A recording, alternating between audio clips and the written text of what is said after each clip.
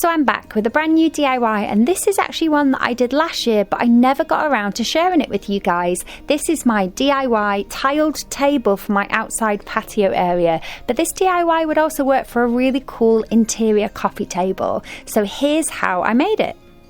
So I started off with this table that I found on Facebook Marketplace. It had a wooden top and a metal bottom. It was the perfect size and shape for what I wanted to do. For this to work, you kind of need a metal frame table. It doesn't matter if the top's wood, because we are going to seal that all in.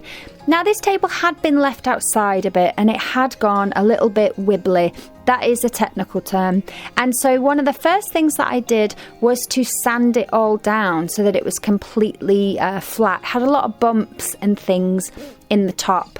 But because I'm going to paint it and cover it all up, it didn't really matter. So I attacked it with my sander and got it all flush. Then the next job was to fill in any of the sort of big cracks or dents or anything like that. I put some filler in there just to get the surface nice and neat. So to make it weatherproof so it can stay outside, I painted the whole thing, all the wood and underneath, with an oil-based paint. This is a matte black paint, but because it's oil-based, it makes it really, really hard wearing and waterproof for outside. And it's just going to stop any water seeping in and making the tiles ping off or the wood expand or anything like that. So I did 2 pretty hefty coats of this black paint. This oil-based paint does take a long time to dry. It's not my favourite paint to paint with, but for a job like this, it's definitely worth using. Once I painted it all, including the underneath, I left plenty of time for the whole thing to dry before I started on the top. So the effect I'm trying to go for is this kind of mosaic tile effect, and I wanted to try and bring in some of the colours that are in my garden, as well as some colours that I'd like to add to my garden this year. So I'm using a mixture of black marble, some sort of grey and white marble, some grey marble tiles, as well as a couple of sort of softer browns and taupes. So the tiles I'm using I actually got for free from a local tile place. You could also do this DIY with just odd samples of tiles that you can pick up from B&Q or hardware stores. You can buy individual tiles for as little as £1, so this is a super cheap DIY to do. So one of the first things that you're going to need to do with your tiles is break them up. And I must say this really clearly, you have to be so careful. I'm actually covering mine up with a towel to avoid any kind of bits splintering off. If you're not using a towel, please use protective eyewear, and you will see that I'm wearing it later for when I am hitting the tiles with a hammer. But basically what I'm doing is I'm placing the tile underneath a towel and tapping it quite gently really with the hammer to break it into pieces, and then I'm using gloves to move those pieces so that I can put a new tile on the towel. They do smash to be quite sharp, so please do be careful. You definitely need gloves for this. And I'm just going to work my way through all the tiles, doing the same kind of thing. Some bits I want to break down to quite small, but I also do want some big bits, and I definitely want some edge bits, and you'll see why in a minute.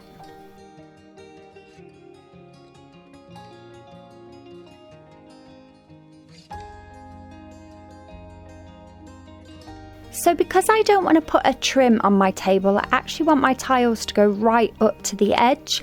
I'm going to place some of the larger pieces that still have the sides of the tiles are still intact, and I'm going to place them all around the edges. So that's what I'm going to start doing. I'm going to start laying out my tiles, especially the corner pieces, find which bits work best for the corner, and I'm going to start to piece them together and work out my design before I start sticking anything down.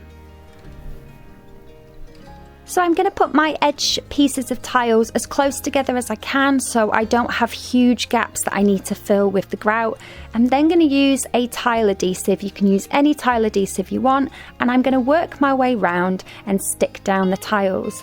When I encountered tiles that had super sharp corners, I did actually tap them with a hammer to round them off, and you'll notice that I am wearing eye protection. You've got to be so careful to make sure that you don't get splinters in your eyes. Please, please, please, if you're doing this, make sure you wear gloves like me and protective eye goggles or glasses.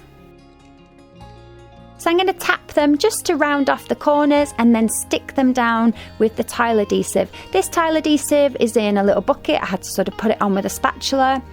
I didn't want to cover the whole table in tile adhesive because I knew I wouldn't be able to work quick enough before the tile adhesive went off. You could also use contact adhesive in a tube. I wouldn't advise glue or anything like that, just normal glue, because this table is going to sit outside. So a good strong tile adhesive is what you need. Work your way around. Put some underneath each tile and press it down firmly so that it's as level with the tabletop as you can get it.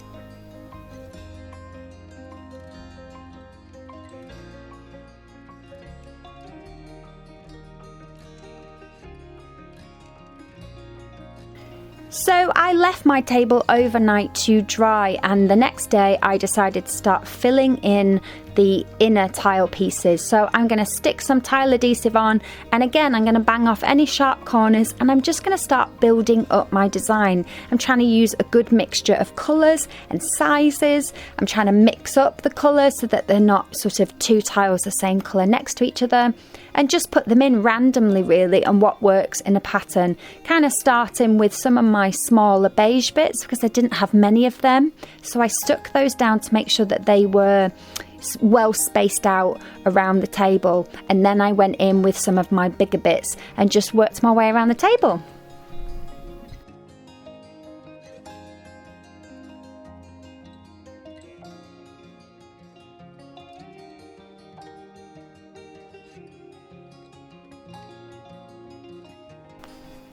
This did take quite a while, but it was so worth it. It's actually such a therapeutic job, this sort of mosaicing, because once you get to need to fill in the gaps, it's quite fun looking for a tile or sort of hitting a tile to break it into the shape that you want to fit in the gap.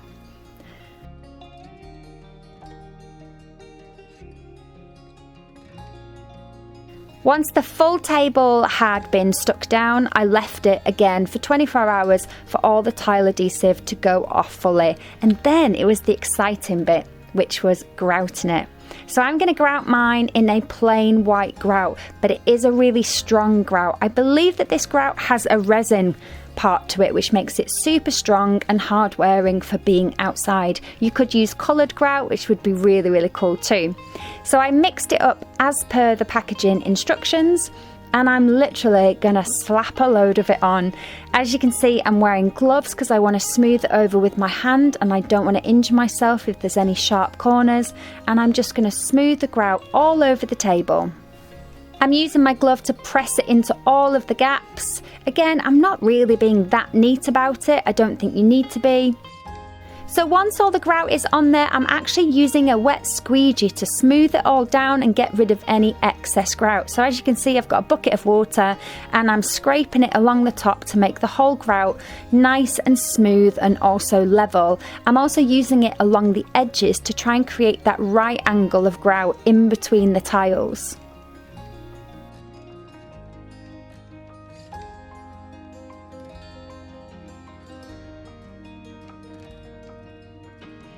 I then did a bit of a clean up with my sponge when it had been drying for about an hour.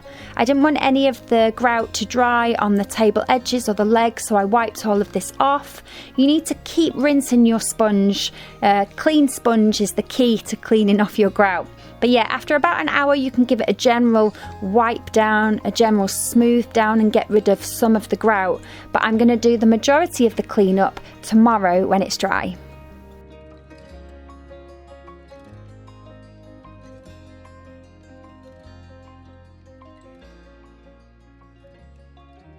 So the next day when the table was dry, I actually opted to sand my table using a very, very fine sandpaper.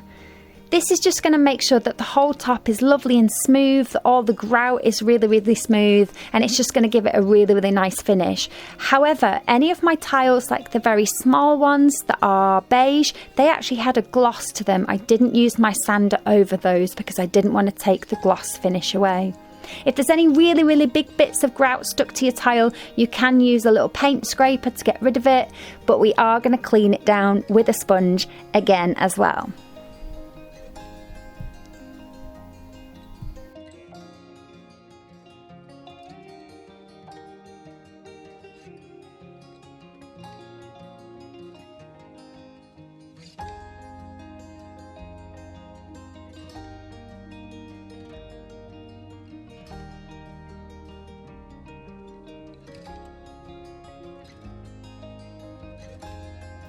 So one of the last jobs is to give the whole table a clean down with water. I'm using a sponge and also a cloth with a tiny bit of abrasion to it, and just scrubbing the table to get rid of any excess grout that's stuck to the tiles and to just give the whole thing a clean up. You need to keep changing your water. If your water has got even the tiniest bit of grout in it, it will make your tiles all cloudy. So keep changing your water and rinsing your sponge.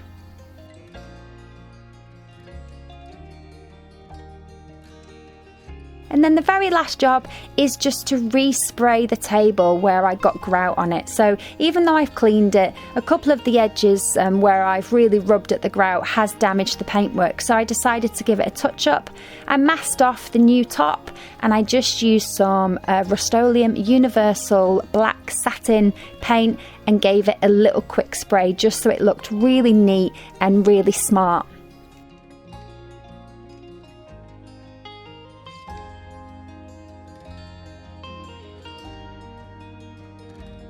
And here's the finished table. I am so happy with it. The effect is just incredible. It fits perfectly in the space, and I really like the fact that it's got all the mix of colours that I've got in my garden, especially those little pops of beige and brown. Super happy with how the edges finished, and considering I got all the tiles for free and the table was only £20 on Facebook Marketplace, I think this is a pretty bargainous DIY.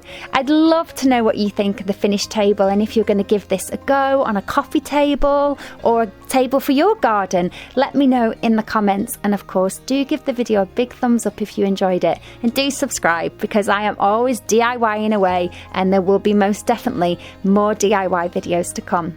See you again next time. Bye.